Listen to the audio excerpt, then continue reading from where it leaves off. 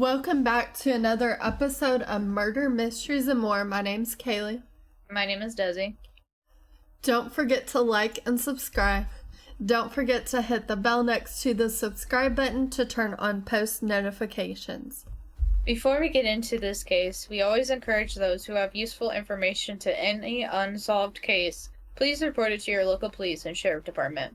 Viewer discretion advised. This video will contain some very graphic details. If you cannot handle this or are under the age of 18, please click off now. Today we will be picking up where we left off in last week's episode, and we will be discussing more victims that died tragically at the hands of Jack the Ripper. Elizabeth Stride. She went by Long Liz. Her main name was Elizabeth Gustav daughter. She lived off and on in a lodging house at number 32 Flower and Dean Street. Liz was the second of 4 children. She was born in Gothenburg, Sweden.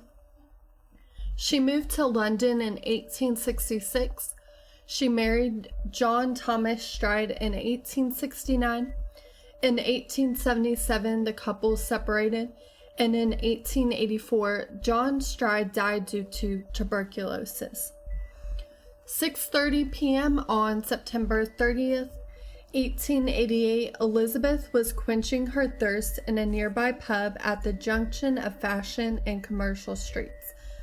At around 7 p.m., she had returned to the lodging house and was dressed and ready to go out, and this was according to a fellow resident by the name Charles Preston. Liz was seen chatting with another lodger, Catherine Lane, before she left the lodge at 7:30 p.m. Now, there's quite a bit of a time gap in between when she was at the lodge and all that stuff, but around 11 p.m., 2 men named Jay Best and John Gardner thought they saw her sheltering in the doorway of the Bricklayer's Arms on Settle Street. She was seen with a man who was described as being 5'5" with a black mustache, sandy eyelashes, and a black morning suit with a Billy cock hat. Here's a statement from Jay Best. The couple did not appear willing to go out.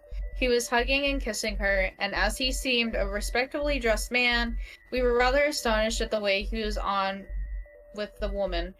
We couldn't resist a little light-hearted banter at the couple's expense and remarked to the lady to watch out. That's a leather apron getting round you, which is an expression of some sort. Embarrassed, the couple went off like a shot. We watched them hurry off through the rain towards Commercial Road.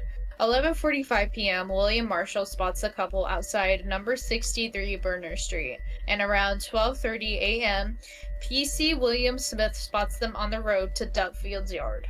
The last person to ever see Liz alive was a Hungarian Jew named Israel Swartz. He turned into Burner Street around 12:45 a.m. and noticed a man walking ahead of him. Israel recalls that the man he saw was about 5'5", around 30 years old with dark hair, a fair complexion, a small brown mustache. He also had broad shoulders and appeared to be slightly intoxicated. And this is what he recalls. He recalls that the man tried to pull a woman onto the street, but then spun her around, threw her onto the footway, where the woman screamed 3 times. Then he started attacking her after that. Swartz decided to cross the road, and as soon as he did so, he saw a second man standing there smoking a pipe. Which this is very important to note because some people do believe that Jack the Ripper had an accomplice.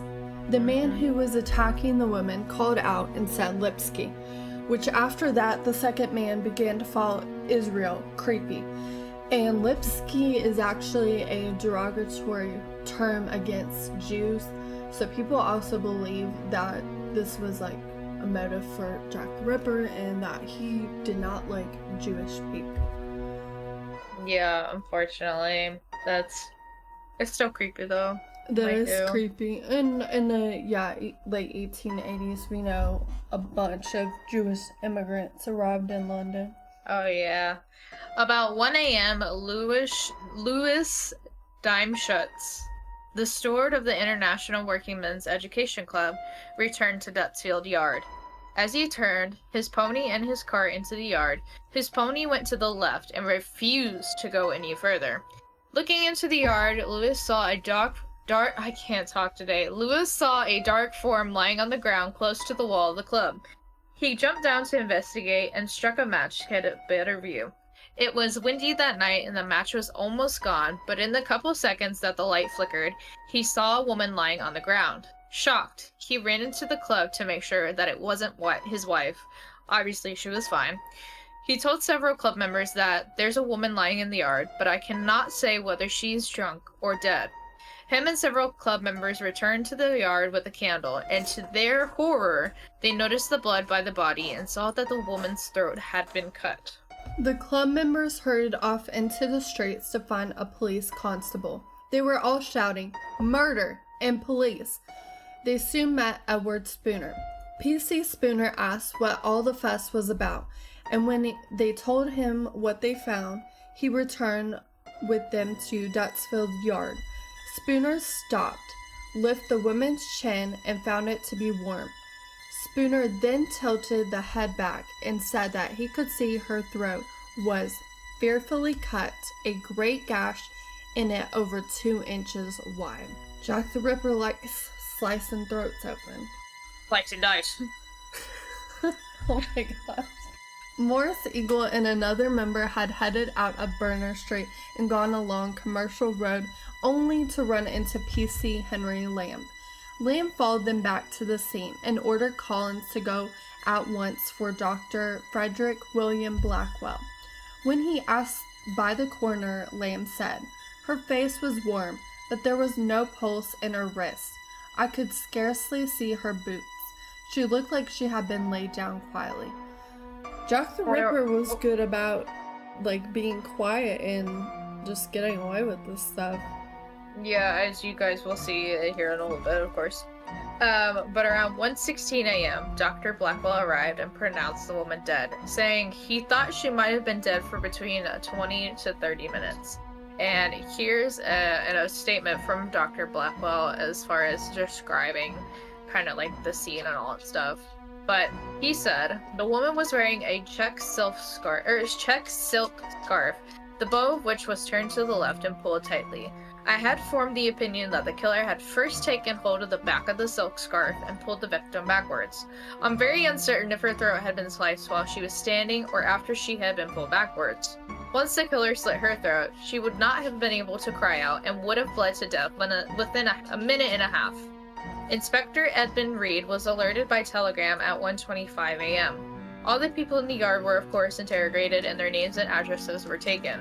A more thorough search was made of the cottages and the names of the residents were collected around in the area. Around 4:30 a.m., the body was removed to St. George's Mortuary in Cable Street, and around 5 a.m., P.C. Albert Collins washed the blood away from the yard. Catherine Kate Eddowes. She was 6 out of 12 children. She was originally born in Wolverhampton. Now, a year after her birth, her family moved to London. In 1857, both her parents were dead, and Eddowes and 3 of her siblings were admitted as orphans to a Bermondsey workhouse. 1860s, Kate began a relationship with Thomas Conway. They ended up having 5 children together. Kate had a big drinking problem, which led to violent disputes between her and Thomas. Kate was occasionally seen with a black eye and bruising around her face. But luckily though for her, in 1880, she left her toxic relationship with Thomas and began a new relationship with John Kelly. Woo! Go her though. Yes. Go girl. Yes, go girl. Kate was a well-known prostitute and was arrested around 8:30 p.m. on the night that Liz Stride died. She wasn't released until 12:55 a.m. and according to P.C. George Hutt, the man, of course, who arrested her and released her, she headed off towards Houndsditch. It would have taken her 8 minutes to get to Mitre Square, during which time the murderer of Liz was heading towards the square from the opposite direction. 1:30 a.m., P.C. Watkins passed the southeast corner on a beat that brought him through Mitre Square every 12 to 14 minutes. According to him, the square had been quite deserted and that no one could have been hiding in the square without him seeing them. 5 minutes later, 3 Jewish men, Harry Harris, Joseph Chaim Levy, and Joseph Lawande, left the Imperial Club on Duke Street.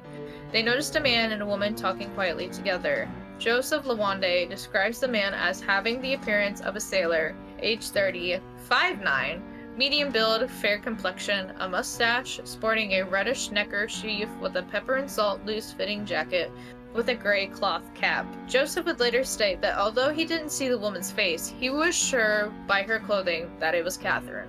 And that description is different from what Israel saw. Yeah, very different. Wild. 1:44 a.m., P.C. Watkins turned out of Leadenhall, strolled along Mitre Street, and veered right into Mitre Square. Immediately, he saw a sight that sent him reeling back in horror. Catherine Eddowes was lying on her back in a pool of blood, with her clothes thrown up over her waist. 1:55 a.m., Dr. George William Sequeira arrived to look at the body, and this is a statement from him. Death would have been instantaneous once the murder had cut the windpipe and the blood vessels. My opinion is that the murderer possessed no great anatomical skill, which meant he only knew the basic knowledge of anatomy. This man decided not to touch the body and waited for City Police Divisional Surgeon Dr. Frederick Gordon Brown to arrive. Police officers looked in the surrounding area for the killer, but of course they had no luck.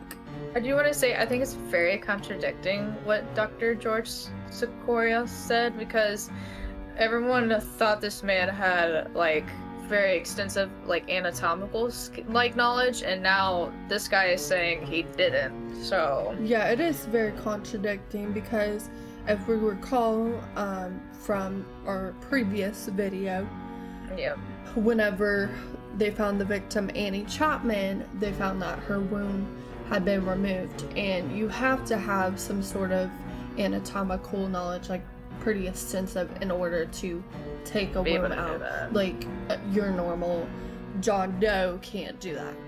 No, not somebody with basic knowledge of anatomy. So confusing, but alright. It is possible that the killer made his escape via the adjacent St. James Place, but the firemen who were stationed at Metropolitan Fire Escape Station did not report seeing or hearing anyone. Neither had City Police Constable Richard Pierce, who lived at number 3 Mitre Square, where his bedroom window looked across at the murder site. That's insane. Yeah, how did you not see that shit? Or hear it? That's wild. Or he just turned a blind eye. Maybe. The murderer had somehow also slipped past 3 city detectives, Daniel Hulse, Robert Outram, and Edward Marriott, who were on patrol in the nearby area. The murderer did, however, leave a clue in a doorway in Golston Street, a short walk away from Mitre Square. It was a piece of a woman's apron, which had been taken away by her killer and was covered in blood and feces. It also had other marks on it, which suggest that the blade of a knife had been wiped on it. So, you know, pretty sure that it was probably from Jack the Ripper. You know, probably from her. Some good evidence there. Yeah, definitely. That's the only clue they've ever found, too. Which is wild. It is wild. Makes me think that he probably did live there, because if you live locally, then you're gonna know some stuff. Yeah, and also you can just sneak away back into your lodging after. Yeah, definitely, which is wild. But October 6, 1888, after all this stuff went on and her autopsy and all that stuff, Catherine Eddowes was finally laid to rest. And then Mary Kelly, this is the final confirmed victim of Jack the Ripper. There are some potential other victims, but we'll discuss that in another video. She was born in Limerick, Ireland in 1963. She moved to Wales in her childhood at some point. She married a caller by the name Davies in 1879. 1881, her husband died in a pit explosion, and Mary went on to live with a cousin in Cardiff, where she became a prostitute. I also find it interesting that most of the victims, their husbands or their ex-husbands died in some sort of tragic way. Yeah, it's a little weird. But it's also the late 1800s, so People be dying. like we were not very far in our medical knowledge as we are today. So people died much younger. Yeah, definitely not. She moved to London in 1884 and worked in a high-class West End brothel. She was living at a common lodging house in Thrall Street, Spitalfields. Mary was very popular locally, and she was usually accompanied by 2 or 3 of her kind. She was occasionally tipsy, which caused some issues. And then prior to her death, she was living with Joseph Barnett, a fish porter. Barnett last saw Mary alive between 7:30 and 7:45 p.m. While with Mary, they were visited by Lizzie Albrook. Barnett left and did not return to the lodging house until 12:30 a.m. that night. Around 4 a.m. on the morning of November 9th, 1888, two neighbors claimed they had heard a faint cry of, "Oh, murder," but they ignored it as this was sadly a normal thing to hear in the neighborhood. What the fuck, dude? That's sad. Weird. That's just sad and weird as hell. But around 10:45 a.m., John McCarty sends his assistant, Thomas Boyer, to 13 Miller's Court to collect her overdue rent. And Boyer, of course, banged on her door twice. There was no answer. Believing she was inside, Boyer stepped around the corner and pulled aside a curtain that covered a broken window pane. Moments later, an ashen-faced Boyer stumbled back into McCarthy's shop saying, "Governor, I knocked at the door and could not make anyone answer. I looked through the window and saw a lot of blood." The two men hurried from the shop and down into Miller's Court. They were met with a horrific scene as they pulled the curtain aside and gazed into the room. The wall behind the bed was splattered with blood. On the bedside, a pile of bloody human flesh lay there. On the bed, barely recognizable as a human, lay the virtually skinned-down cadaver of Mary Kelly. What's also interesting about Mary Kelly's case is she was the only victim that was found in a bedroom and not outside. Which is weird. McCarthy sent Boyer to Commercial Street Police Station to fetch the police. Inspectors Walter Drew and Walter Beck were chatting inside the station when Boyer arrived. Soon Beck and Drew were following Boyer along Commercial Street. When they arrived at Miller's Court, Drew tried the door but it wouldn't open. Inspector Beck therefore moved to the window and gazed into the room. "For God's sake, Drew," he cried. "Don't look." That's like, oh, that's so awful to just imagine that. Yeah, it's the way she was found was just completely awful. Drew would later say, "As my thoughts go back to Miller's Court and what happened there, no savage could have been more barbaric. No wild animal could have done anything so horrifying. Mary Kelly's body lay in the bed, her head turned towards the window. Her face had been mutilated beyond recognition, and the poor woman's eyes were wide open, staring straight at me with a look of terror." Dr. Thomas Bond would later declare her dead and describe her very violent injuries in his report. "This poor woman had her breasts cut off, her arms mutilated by several jagged wounds, and her face was hacked beyond recognition of the features. Her neck was also severed down to the bone." Now tell me, somebody with basic knowledge definitely can't fucking do that.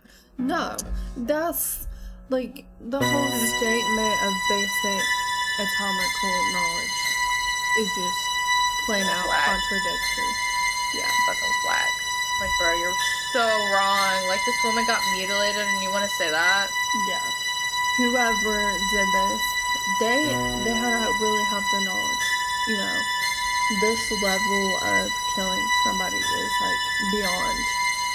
Not to downplay people who get, shot or stab, but like it's beyond, you know, your typical killings. Like this is like really, really bad.